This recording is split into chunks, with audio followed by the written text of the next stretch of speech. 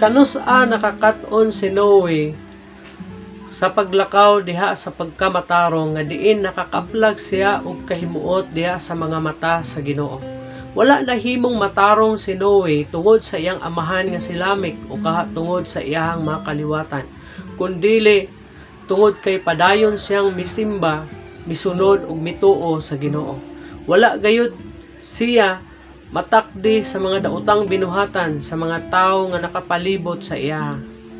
Gikahimut-an siya sa Ginoo tungod sa iyahang pagkamatarong ug tungod sa iyahang lawom nga pagbalaan ug paghatag og respeto sa Dios diha sa iyahang kinabuhi.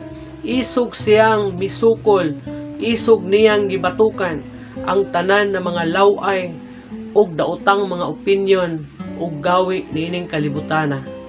Kung si Noe nahimong matarong ug nakakaplag og kahimuot diha sa mga mata sa Ginoo, kita usab mahimong makalakaw diha sa pagkamatarong ug makakaplag og kahimuot diha sa mga mata sa Ginoo kung kita dili mag-apil-apil sa mga daotang kalihukan niining kalibutana ug dili mobuhat sa mga buhat nga iya sa daotan.